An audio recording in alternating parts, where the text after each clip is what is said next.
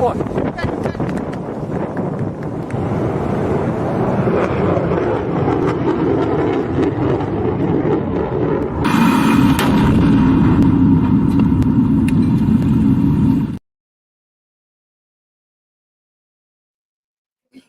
Evening and welcome to Ganesh shot.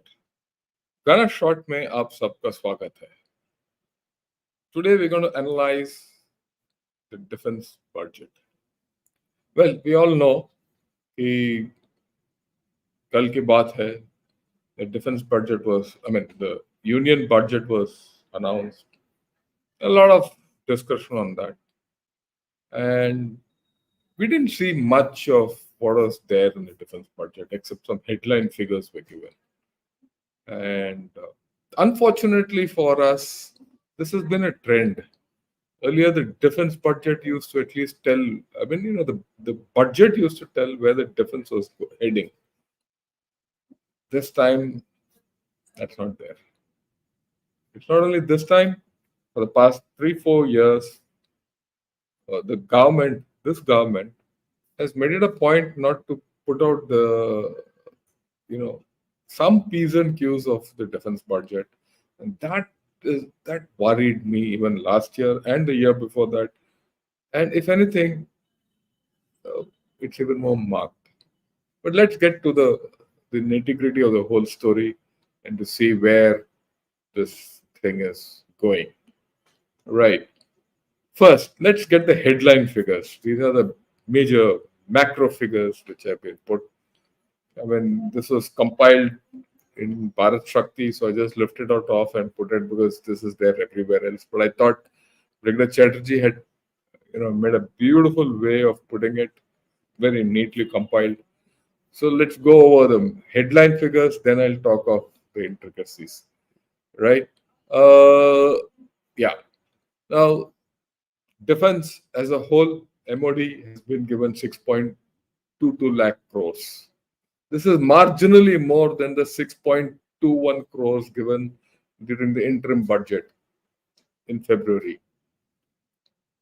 Now, 1.72 lakhs allocated for capital acquisition.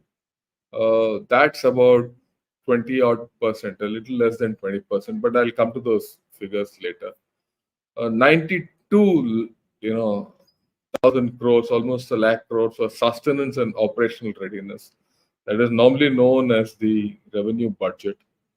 6,500 crores allocated for border roads and 7,600 for coastal security. I think these were good features of the budget. I'll talk of it later. Budget allocation for IDEX enhanced to 518 crores. I think it's a pittance for what you want the IDEX to do. And I think the IDEX is still an underperforming entity or a scheme. Defense pension budget increased to 1.41 lakh crores. Worrying, we'll talk of it. And 6,700 earmark for ECHS. Well, that's a necessity. If you don't do that, how are you going to treat veterans? And they're at misery because most of the recognized government hospitals are opting out of the ECHS system. So where does this go? Out of the total budget allocation. So this is where it is.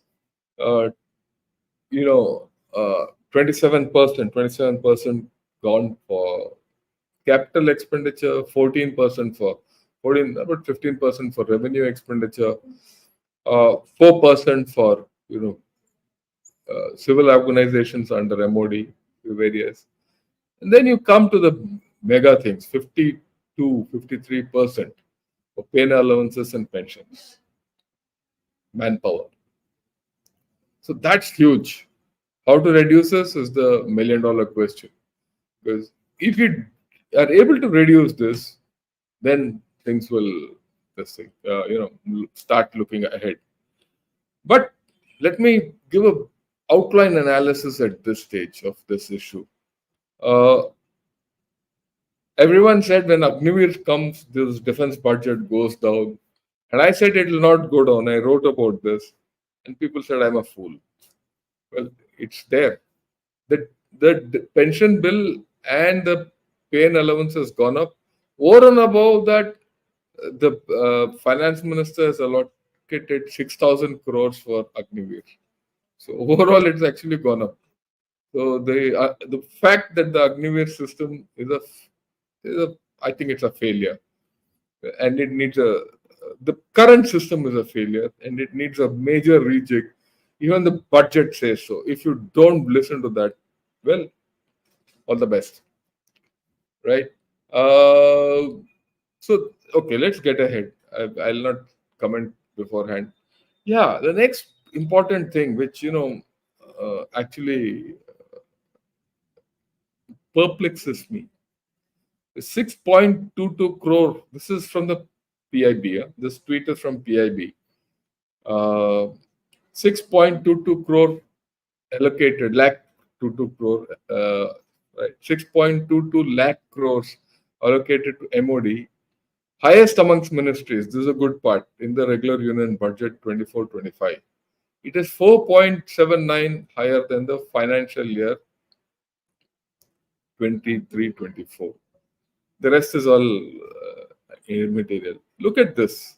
And this is again where I have a problem with this defense budget. You're growing at the rate of 6 to 7%. And your defense budget is growing at the rate of 4%, 5%.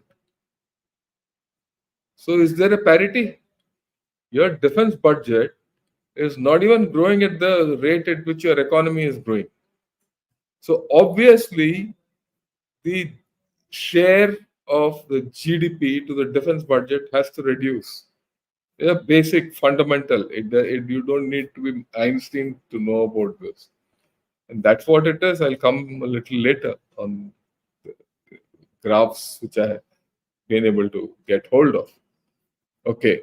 Then let's look at the next issue. What are the major highlights? I'll enlarge the slide so that all of you can have a look and not my face. Yeah. Now the highlights are the military modernization budget for all services is 1.72 lakh crores, which I've said. So it's a hike of 6% only from 1.62 lakhs of the previous budget. So even the capital allocation or modernization allocation has not crossed the GDP growth rates.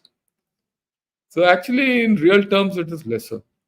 And if you take the depreciation, rupee depreciation, it is even worse. Then the revised estimates of the capital budget is 1.57 lakhs, which is lower than the 1.62 allocated of that fiscal. This is very interesting. When you say that fiscal, in the last fiscal, okay, in the last fiscal, 1.62 lakhs was allocated in the budget, but the actual expenditure is 1.57 lakh crores. So 0.05 lakh crores or nearly 5,000 crores, you underspent.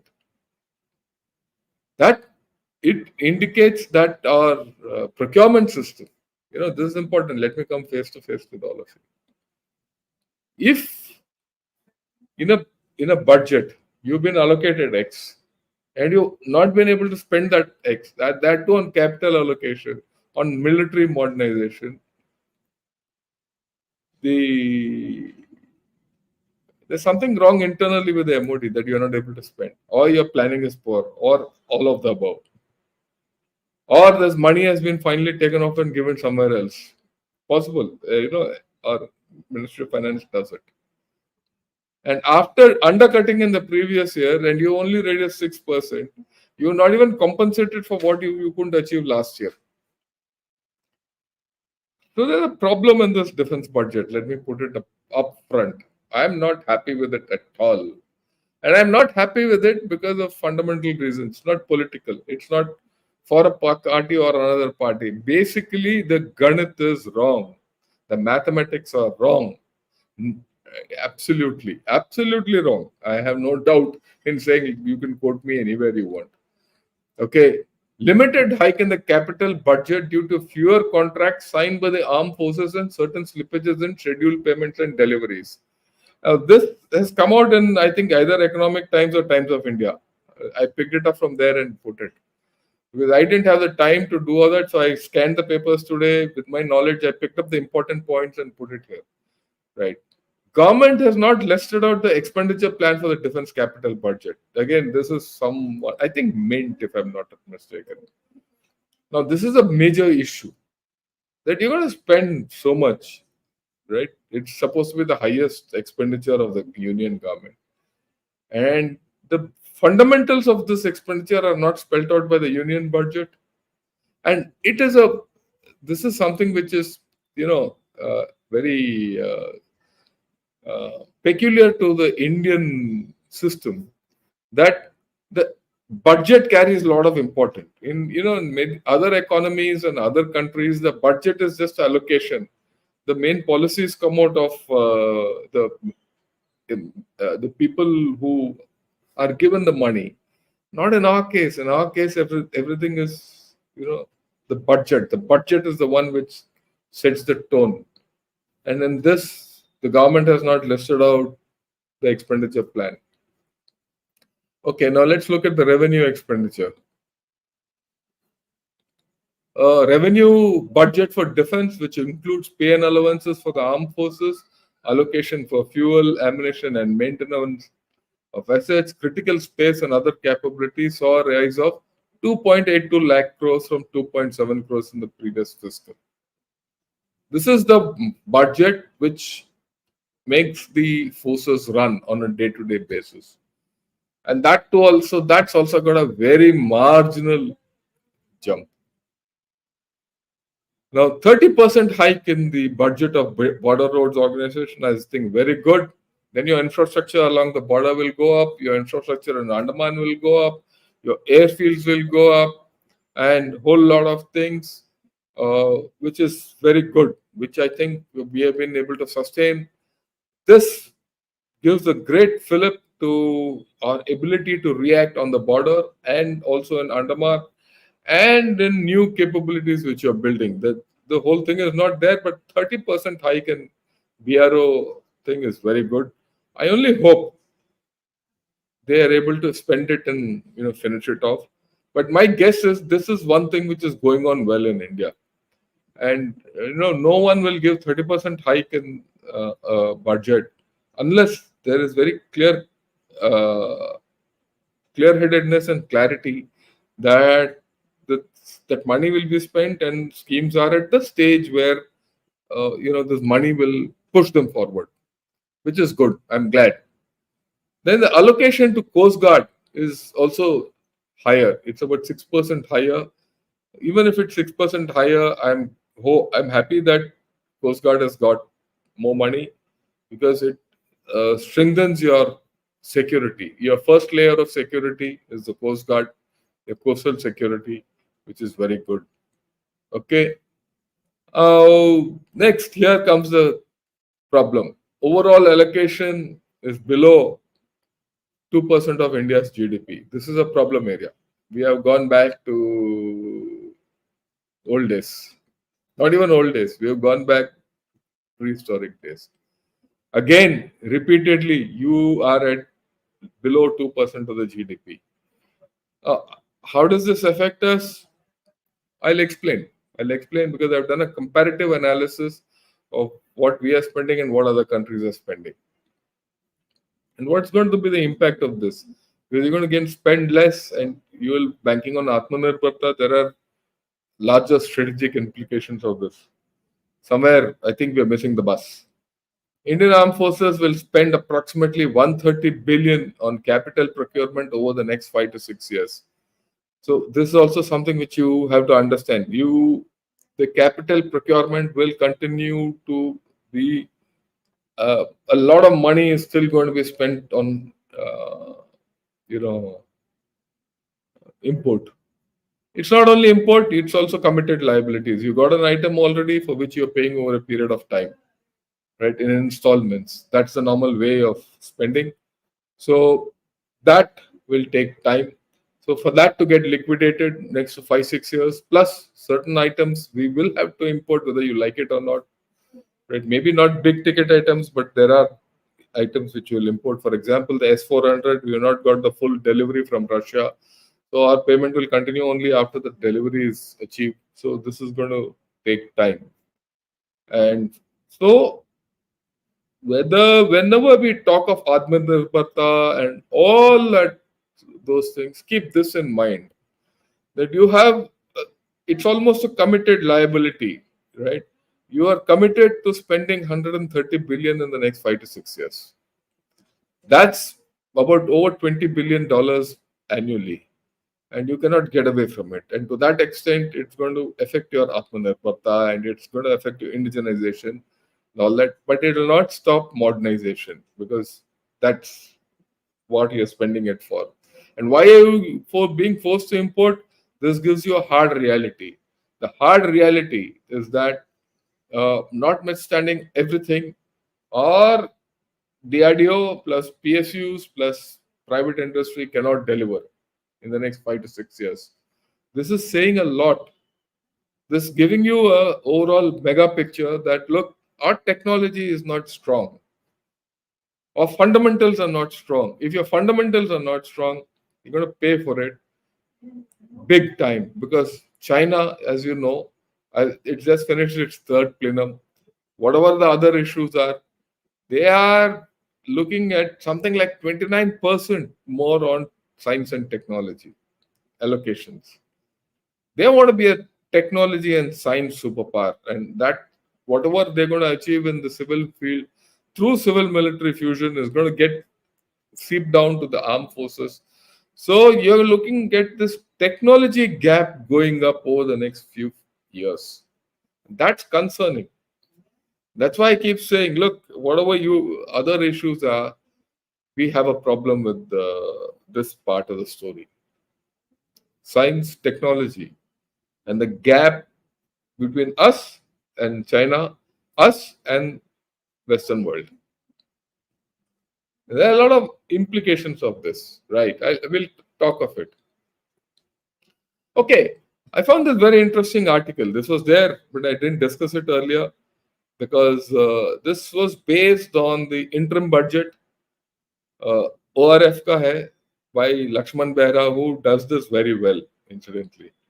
So I went back, saw this, and I said, look, it's almost the same. So let me discuss what he has written. Because the allocation from the allocation is 6.22 lakh crores. The interim budget gave 6.21 lakh crores. So marginal, very marginal difference between the interim budget and this budget. So these figures are important. I don't think any other website has brought it out. So if you want to let everyone know about the actualities, the flesh and bones of our defense budget, tell them to come to Gunner Shot. And you like this, do press the bell button. And if you're seeing it for the first time, you will get something different. So come to Gunner Shot. Okay. What does it say? Look, these are the modernization of the defense budget, right? He's taken it from 23-24 base, budget estimates. B is budget estimate. That's the first column. Revised estimates. Then the budget estimates and in percentage increase.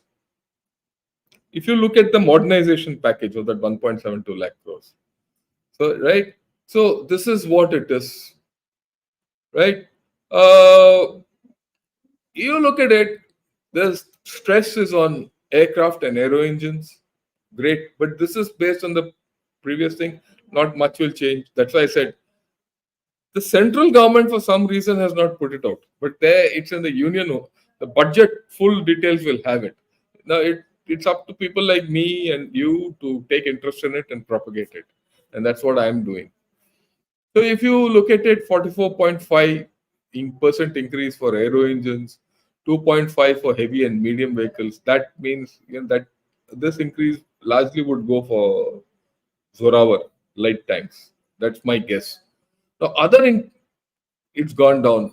You see major increase for Rashtra rifles. You had to because earlier you had cut it out. Right, the rest are all decreasing.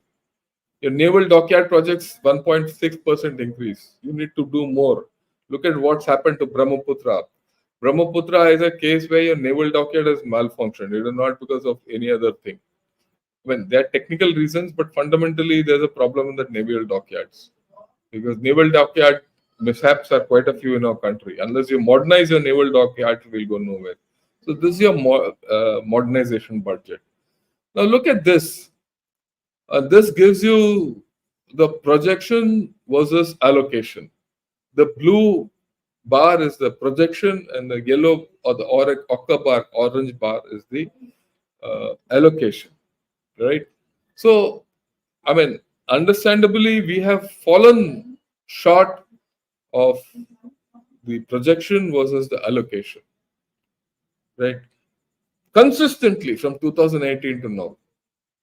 That's the best. The good part in this, which is the only glimmer, is if you see the rightmost, what we have projected, what the MOD has projected now, the government has given it almost only a 7.2% cut, as against 23 and 23% cut and 20% cuts, the earlier ones. That means you projected something, got much less. Okay. So yeah, that's there, but over consistently the armed forces have not been given what they bid for. So over a period of time, if you see, this is going to be accumulated. It's like compounding your problem, and you can never get out of it. And we're going to get bad on this. Let me be upfront. Just because I support my country doesn't mean I don't face the reality of what's happening. The reality is this. Okay, what's the next one? Look at this.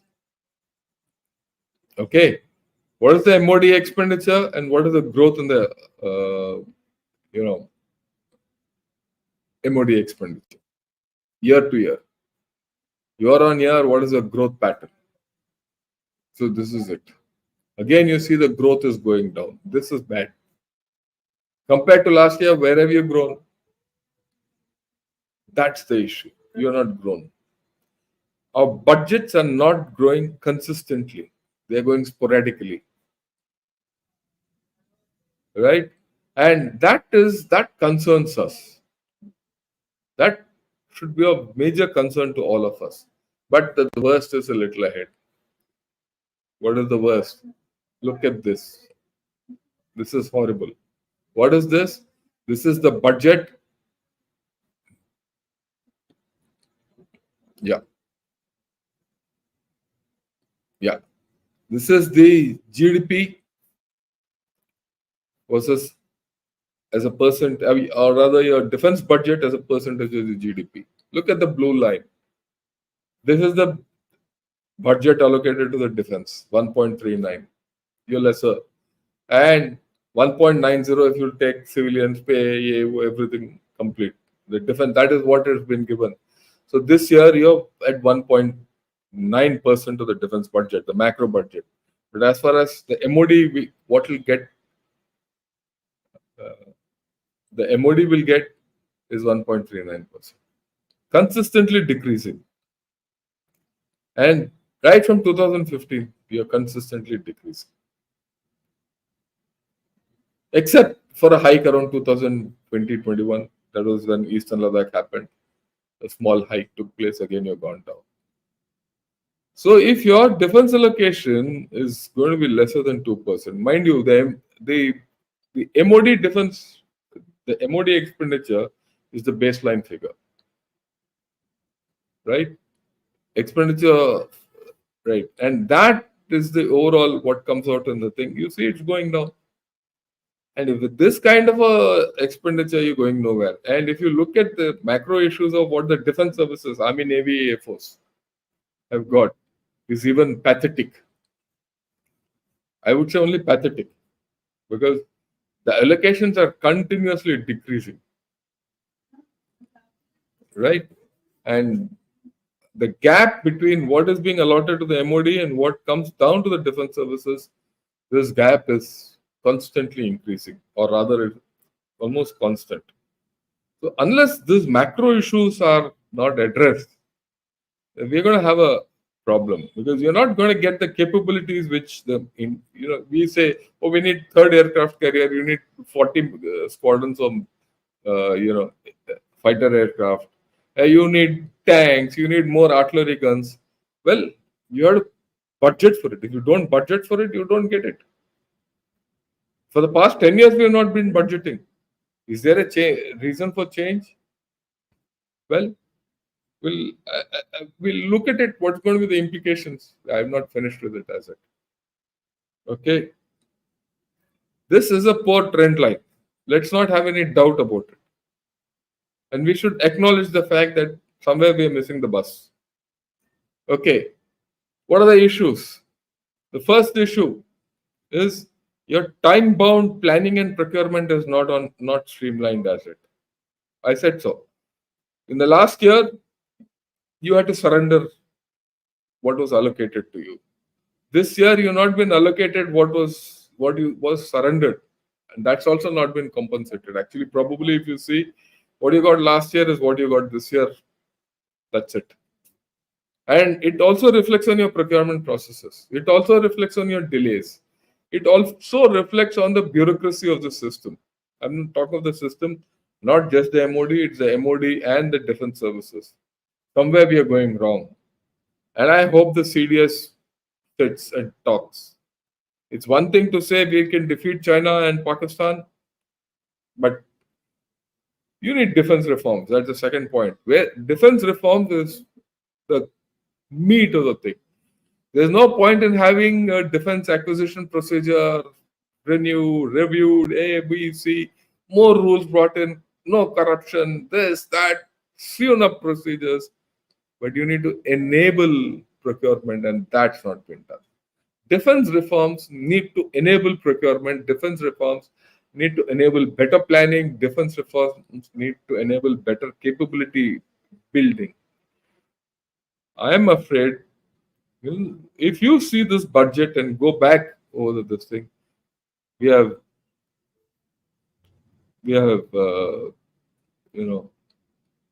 what shall I say? I'm disappointed. That's the way I put it. We have stagnated.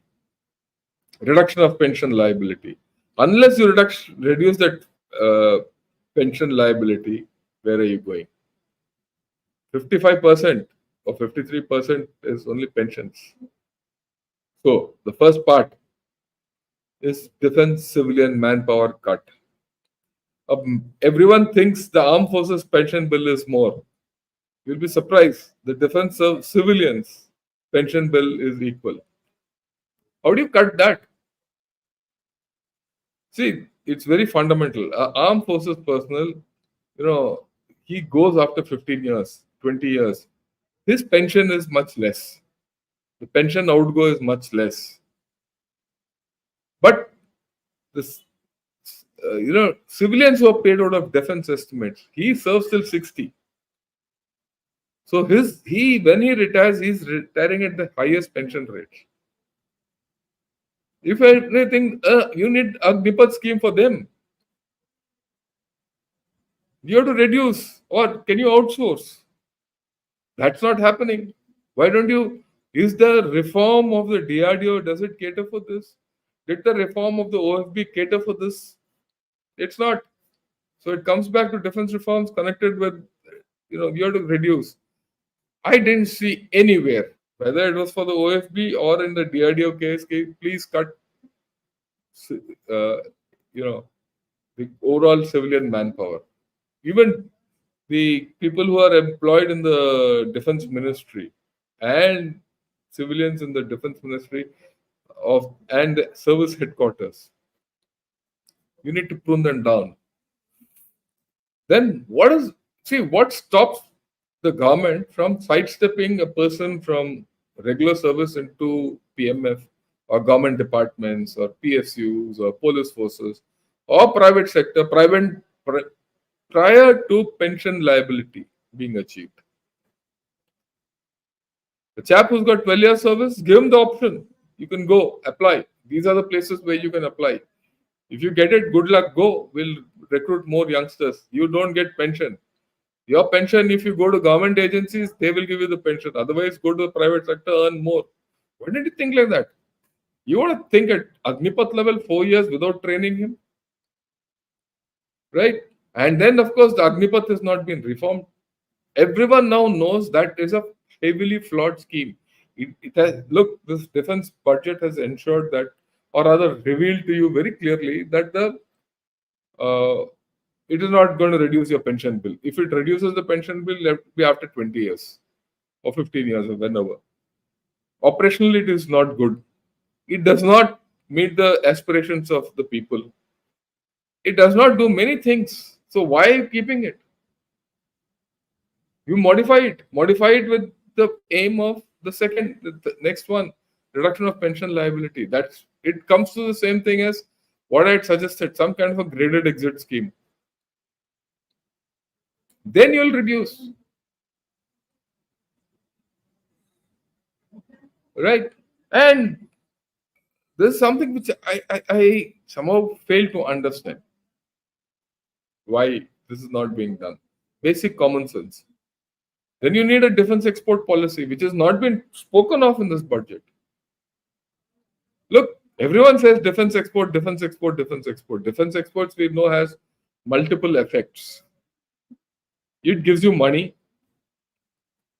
it gives you dependency, it gives you strategic payoffs in especially in your neighborhood. It establishes you as a power, a military power, growing military power. All these things, but yet you don't have a policy. What are your major defense exports? Some to Armenia and some to Philippines, major items.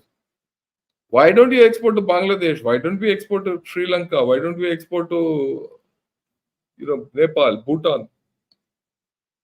These are the countries which need. Why don't we export to places like Indonesia? Why don't we export to Middle East? Why don't we export to Israel? Why don't we export to Russia itself? And Ukraine? How are we? Right, okay, you don't want to give it to Russia, but definitely to the others. So, and Latin America, it's lying vacant.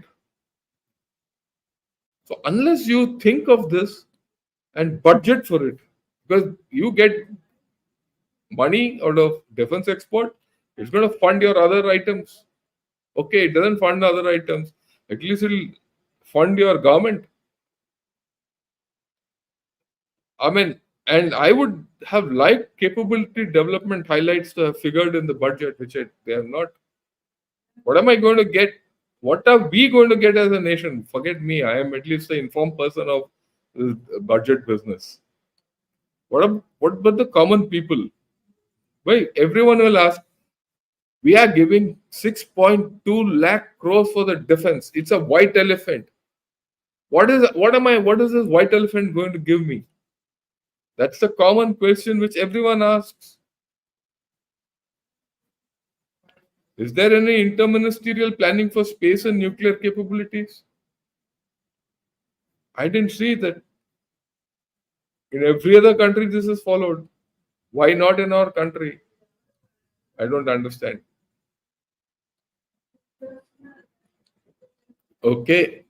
So these are the problems mind you, this is just one day's observation of mine. Yeah. As time goes, more problems will come up. Everyone says we want a light tank to defeat the Chinese tank. Okay, that Zorawar is getting ready. It's ready. You also showcased it. It's figured in South China Morning Post already. Right? They're worried. But they also say it will get delayed. They also say, why? One is budget, second is your trials will take 20 years more. So there's a problem which we have to understand in our whole story. Okay, now let's see something else, comparison. Where do we stand in comparison to the other countries?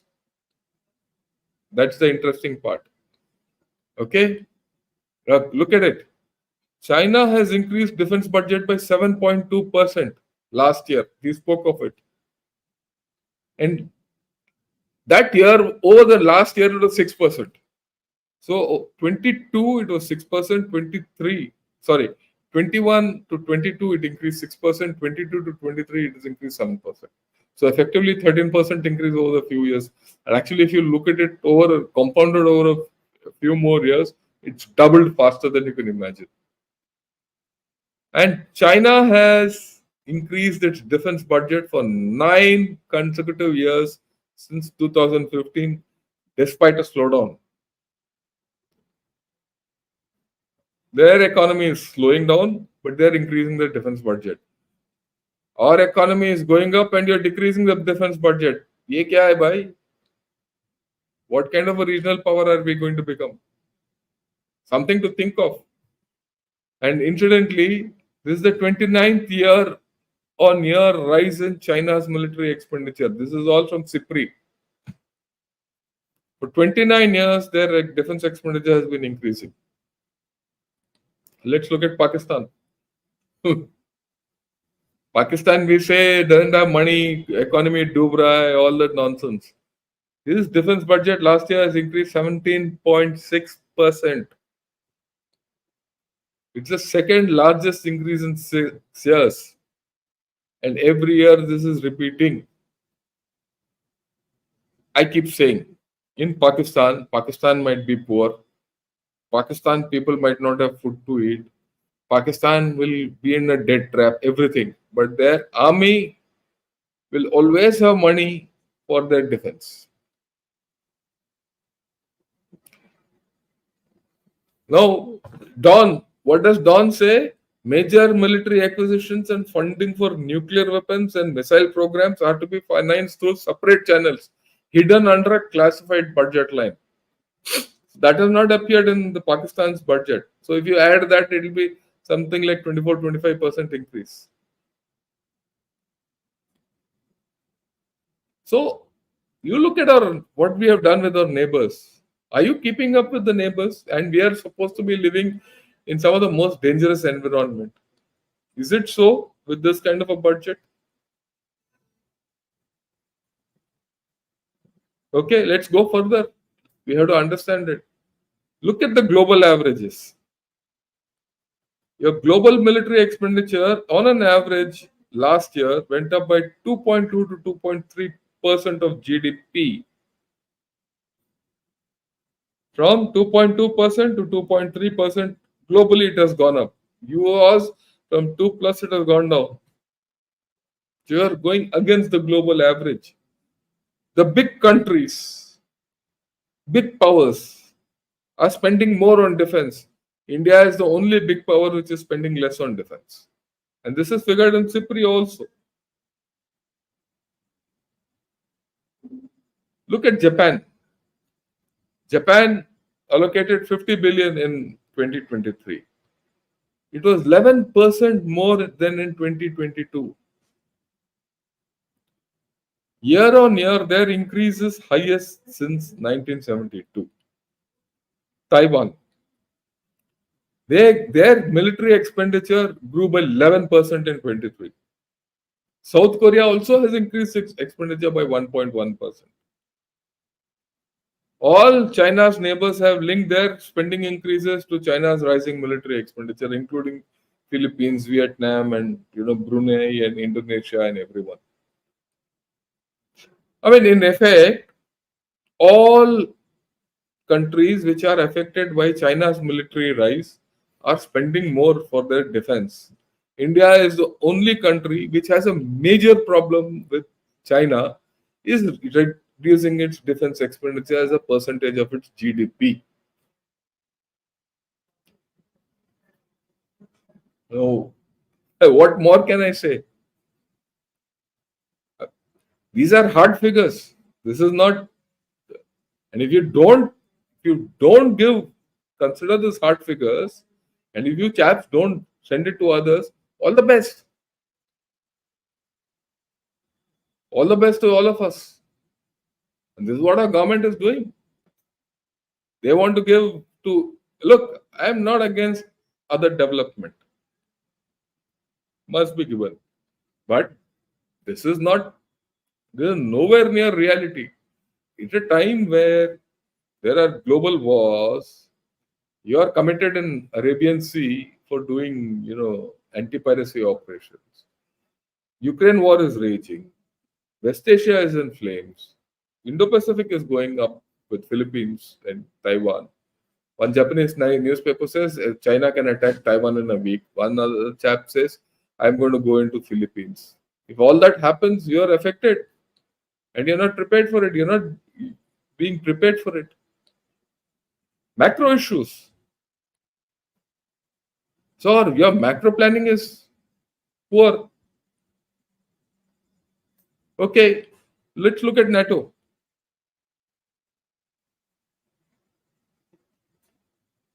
NATO target is 2.2% of GDP. USA has always been telling all NATO countries, every NATO country must spend 2%. In Europe, in the past 2 years, they've all jacked up their expenditure. They all jacked up their expenditure to over 2%. Now, most of the European NATO countries feel 2% is their baseline, not a threshold to achieve. It is their baseline. What more can we spend over 2% because of the Ukraine and Russia threat? 11 out of 31 NATO countries have met or surpassed this level in 2023. It's the highest number since the commitment was made. Another target of this is directing at least 20% of military spending to equipment spending. So if your budget is X 2%, 20% of that has to go to equipment so that your capability increases. And this was met by 28 of the 31 NATO countries.